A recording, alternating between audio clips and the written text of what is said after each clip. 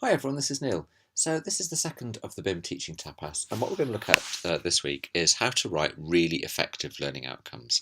Now, obviously, if you remember from the first tapa, where we looked at the whole idea of all the different elements that you need to have in a lesson, and the way in which you need to link them all up, and that's called constructive alignment, what we're going to focus on today is just that top line.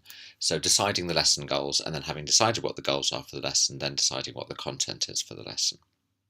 Now, I think sometimes instead of just saying what we have to do, what's really helpful for each part of constructive curriculum alignment is to think about, well, what's the most important thing I need to think about? What's the question I need to ask myself related to this?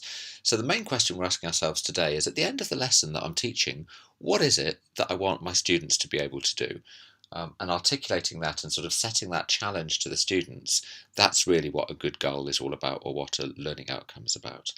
And if I'm being brutally honest, I have been and observed some lessons in the last couple of weeks, and one or two of the weaker ones, I walked out and I did find myself thinking, well, I'm not really honestly certain why we were all in that room for the past 90 minutes. I mean, it was quite interesting what was going on, but it didn't really have a clear sense of purpose or a clear focus. And I could see that the students were walking out not really knowing what they'd learned or what they were meant to have learned in those 90 minutes. And obviously that's a problem. So the point of the goal that we set right at the beginning of the session is we're just giving people a sense of purpose or a point for the lesson. It should answer the question, why am I in the room? Why am I in this room for the next 90 minutes or the next 2 hours? What's the point of being here? What am I trying to achieve? And fundamentally, that is the most important thing. So it's all about the destination. As Alice in Wonderland discovered when she said, Cheshire Puss, she began rather timidly, as she did not at all know whether it would like the name. Would you tell me, please, which way I ought to go from here? That depends a good deal on where you want to get to, said the cat. I don't much care where, said Alice. Then it doesn't matter which way you go, said the cat. And that's the point. We need a destination. We need a goal that will answer the question, or answer the student's question as much as our own question. Okay, where do I need to get to by the end of these 90 minutes? And so it's about a destination. We need to go beyond a direction. We're not saying to them, okay, you're going to get better at X, Y, and Z. That gives them a sense of direction, but it doesn't tell them where they need to go.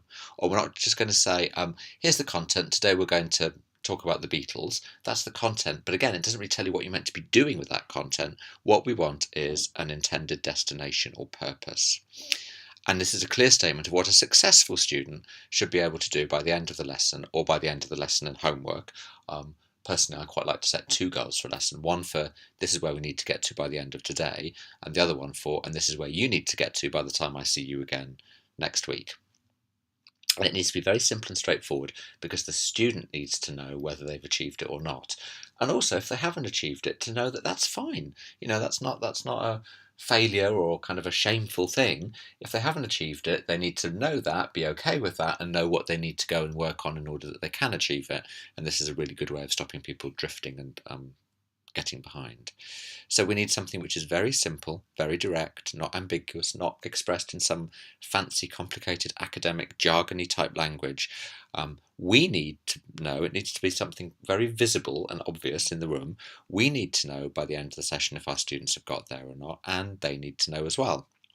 Now, I think it's probably immediately obvious that this takes quite a lot of thinking. I find learning outcomes, they're a funny thing. Once you click with them, they're really intuitive. I can think about a topic that I'm going to teach, and I know straight away what's going to be an effective learning outcome, right? And that's not because I'm super clever, that's because I've been using these now for 15 years. I do remember when I first started using learning outcomes that I found them quite tricky to tune into. So don't feel dispirited or put off if you think, oh, it's really difficult to define what I think people need to do most importantly in this lesson. That will come with experience. And you might notice as you're teaching something for the first time and you get to the end of the lesson and you think to yourself, oh, I wish I'd said that as the goal, because I've realised now that I've taught it that actually that is the most important aspect of this lesson. Then for heaven's sakes, write that down and keep a note of that for yourself, because next year you'll be able to set that as the goal from the first minute of the session. So, they take a bit of tuning into, they take a bit of practice. Obviously, when you come on the PG Cert, it's something we're going to really sit down and work with you on and see what goals you're writing and help you with individually. So, just be gentle with this. And John Hattie, who you recall talked about the three main things we need to get right in order to help our students most, said that goals work really well when both students and teachers set and communicate goals which are appropriate, so they're right for the level of the student, specific, so that goes back to speaking to the point that we all need to know whether they've been achieved or not, and appropriately challenging. You don't want anything that puts people in a state of panic, but you don't want anything that's too simple either, because too simple is actually not very motivating. So if you think about some goals for your engagement with this video, here's 3 goals that I could have set. I could say that, okay, by the end of this video, I want you to be able to write some well-designed goals for your own lessons. I could say by the end of this video, I want you to be able to understand how to write lesson goals. Or I could say by the end of this video, I want you to improve your understanding of how to write lesson goals. Now, in my view, only one of those is a well-formed goal, and the other 2 are sort of pseudo goals. They're things that look like they might be a goal, but they're not really a goal. If you haven't seen this slide before or had this discussion in class with me before, I'd really recommend you just pause now and think, okay, which one of those is actually a well-designed goal and which 2 aren't? Right.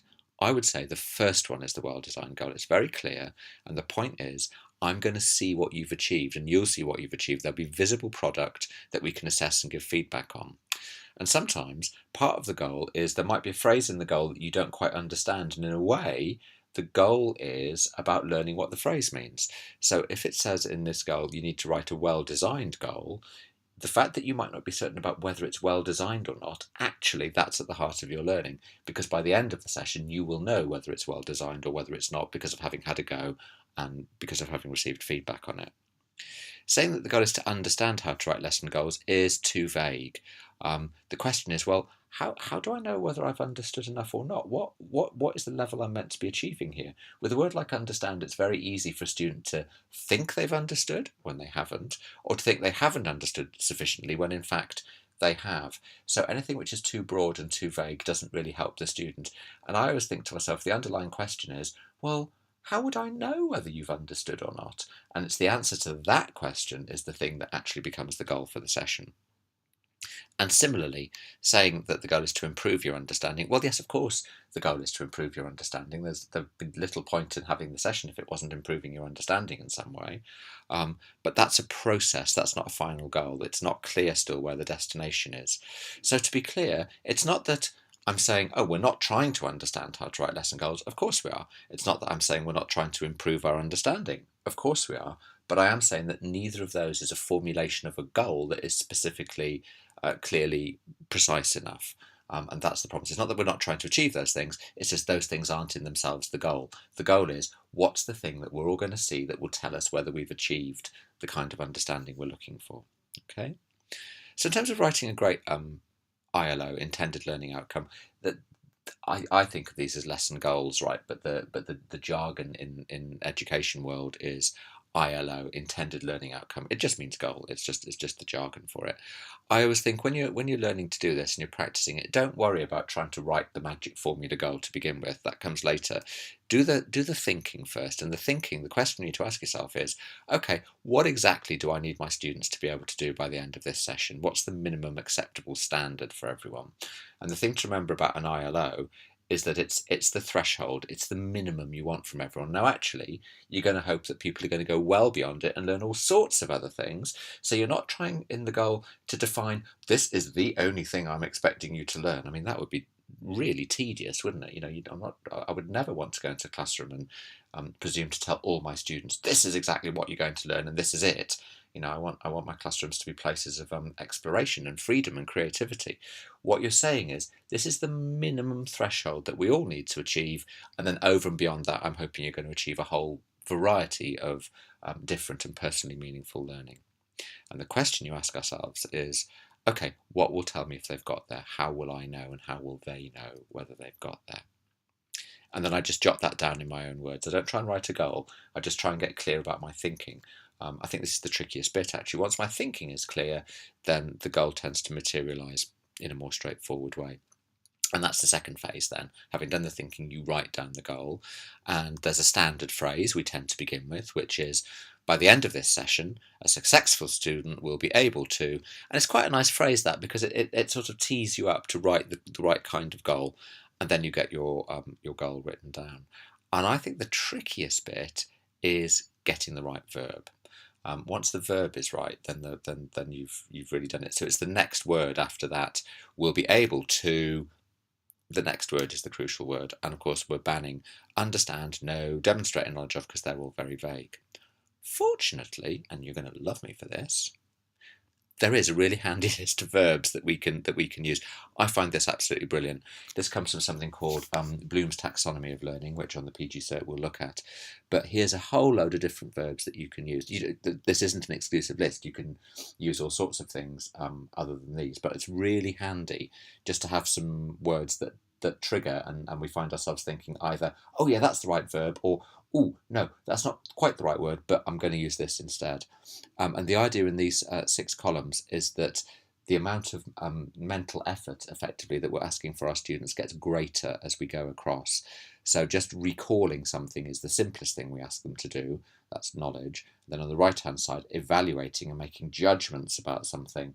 That's the most complex thing we need to do. So again, you need to think a little bit about how far across you want students to be. When they're first learning a new topic, you're going to be nearer to the left. When they've learnt it and had a chance to practice and thinking about it more, then you're going to want to be nearer the right. Okay?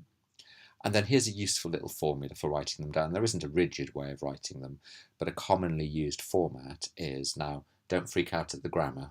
I know not everyone's comfortable with grammar. I'll give you an example on the next slide. You start with one of those verbs. Then you have an object, which is the thing that the verb's being done to, effectively. And then you have a qualifying phrase. So to give you an example, the verb might be summarise. Summarise what? Summarise the key principles, and then describe the key principles a bit more. Summarise the key principles which underpin the writing of educationally sound learning outcomes. Or you might have, and that's a sort of a, as it were, a declarative outcome. It's more of a thinking outcome. You might have more of a practical outcome, which would be something like, what's the verb? Write. Write what? Write clear outcomes. Any particular kind of clear outcomes? Yeah, just for a lesson. Okay, write clear outcomes for a session. Really nice, straightforward, simple. We'll all see by the end of the lesson whether we can do it or not. So to leave you with a little checklist, I think these are the things that if we can go through this and think, yeah, the goals I've designed for this lesson meet these criteria, then actually you've written really good goals. So first of all, does the goal that you've written give the lesson a really clear focus? Does it help us all get on the same page and we all know why we're in the room for the next 90 minutes? Is it really straightforward and easy to understand? You may find in some of the BIM manuals, to be honest, that some of the goals are written in quite fancy academic language. I always recommend that you just rewrite them in more straightforward and simple terms. Are you setting your students an achievable challenge? Is the goal, we're trying to write a goal that's for everybody, so it's important that we tune into our student group and go, where's the right level of challenge for everyone? Not making them panic, not putting the goal as in something they can do right now, but just that nice little bit of stretch. I think it's really important not to have too many. If you have too many, then you lose focus, right? So 1 or 2 per lesson are absolutely enough. As I say, I like 1 for the lesson and 1 for the homework.